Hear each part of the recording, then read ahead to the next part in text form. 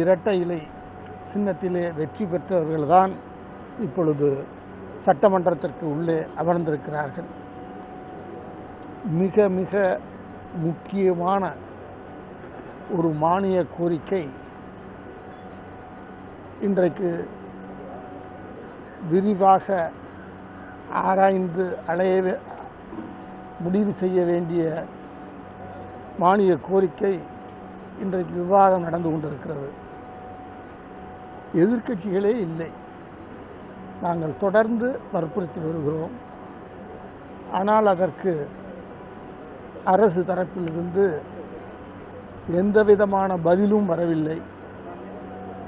நம்முடைய பேரவைத் தலைவர் அவர்களும் அதற்கு சம்மதம் தெரிவிக்கவில்லை.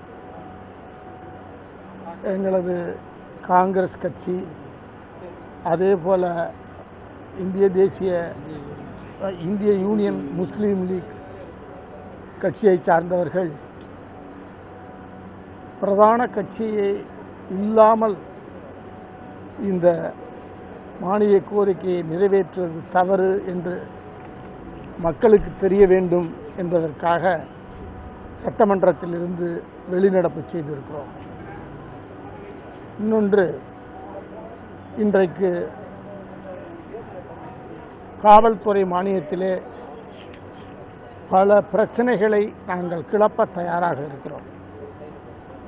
பிரச்சனை என்றால் இரண்டு விதமாக பிரிக்கலாம். ஒன்று, காவல்துறையை சார்ந்தவர்களுக்கு என்னென்ன வசதிகள் வேண்டும், அவர்கள் எந்தெந்த வகையிலே மன உளைச்சல் அடைகிறார்கள் என்பதை மாண்புமிகு முதலமைச்சர் அவர்களுடைய கவனத்திற்கு கொண்டு வருவதற்கு ஒரு நல்ல வாய்ப்பாக அமையும் என்று எண்ணினோம். இன்னொன்று, தமிழகம் அமைதி பூங்காவாக இருப்பதாக சொல்லுகிறார்கள். அமைதி பூங்கா என்பது என்ன என்பதை அவர்களுக்கு விளக்க வேண்டிய கடமை எங்களுக்கு இருக்கிறது. அந்த கடமையை அவர்கள் எங்களை செய்ய விடாமல் இன்றைக்கு நாங்கள் வெளியேற வேண்டிய நிலை ஏற்பட்டிருக்கிறது. அவர்கள் சொல்லுகிறார்கள், பிற மாநிலங்களுடன் ஒப்பிட்டு பேசுகிறார்கள். நான் கேட்க, இவர்கள் ஜம்மு காஷ்மீரையோ அதே போல ஆந்திராவையோ இன்னும் மாவோயிஸ்ட் இருக்கக்கூடிய மாநிலங்களிலோ ஒப்பிட்டு சொல்வதிலே தமிழகம், அதனுடன் ஒப்பிடும் பொழுது தமிழகம் எவ்வளவோ சதவிகிதம் உயர்வாக இருக்கிறது என்பது உண்மைதான். ஆனால் அங்கே நடப்பது வேறு, இங்கே நடப்பது வேறு. இதையெல்லாம் விவாதிக்க வாய்ப்பு கொடுக்காமல் இன்றைக்கு எதிர்க்கட்சியை வெளியே அனுப்பியிருக்கிறது ஜனநாயக விரோத செயல் என்பதை நான் தெரிவித்துக் கொள்கிறேன். ஏதாவது எம்எல்ஏக்களுக்கு கட்டுப்பாடு இல்லாமல் பத்திரிகையாளருக்கும் சில கட்டுப்பாடுகள் வச்சிருக்காங்க. அதாவது நாலாநம்பர் நுழைவாயிலிருந்து இப்போ இவ்வளவு தள்ளி நிற்க வச்சிருக்காங்க. அதை பற்றி உங்களோட கருத்து? நீங்க கேட்பீங்க, அதுக்கு பதில் சொல்லணும்னு நினைச்சேன். கேட்டதுக்கு நன்றி. பதில் சொல்றேன்.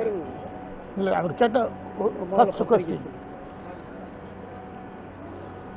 நீங்கள் ஒரு சரியான கேள்வியை எழுப்பி இருக்கிறீர்கள். தயவு செய்து நீங்கள் எல்லோரும் எங்களுக்கு ஒத்துழைப்பு தர வேண்டும்.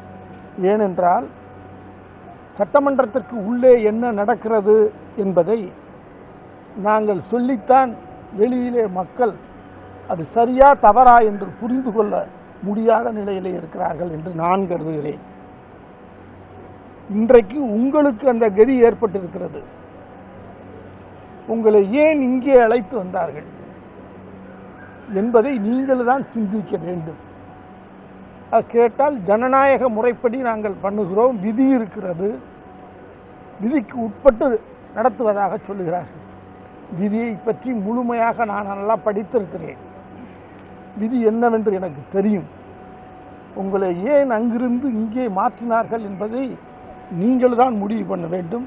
உங்களை ஏன் அங்கே இருந்து மாற்றியிருக்கிறார்கள் என்றால், உடனடியாக உங்களை நாங்கள் சந்திக்கிறோம், உங்களிடம் பேட்டி கொடுக்கிறோம், அதை நீங்கள் ஒளிபரப்புகிறீர்கள், அதை தடுக்க வேண்டும். அங்கே நடக்கக்கூடியதை நேரடியாக அவர்களால் ஒளிபரப்ப செய்ய முடியாது.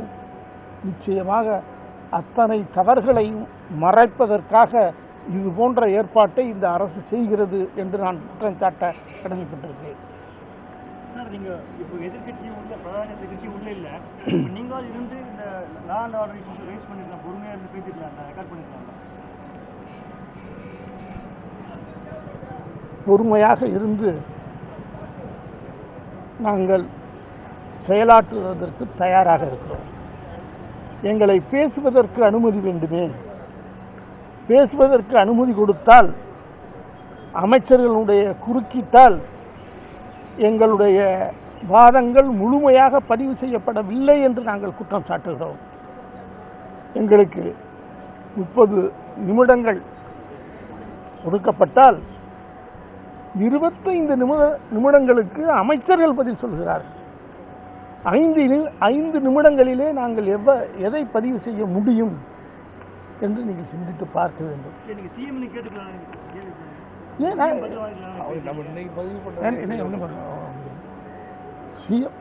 எங்களுக்கு சிஎம் என்றாலும் ஒன்றுதான், அமைச்சர்கள் என்றாலும் ஒன்றுதான். அவர்களுக்கு கூட்டு பொறுப்பு இருப்பதாக சொல்லுகிறார்கள். இதில் என்ன, அவர்கள் எங்களை பேசுவதை தடுப்பதற்கு எந்தெந்த வழிகள் இருக்கிறதோ அதை அவர்கள் கையாளுகிறார்கள் என்று நான் சொல்லுகிறேன்.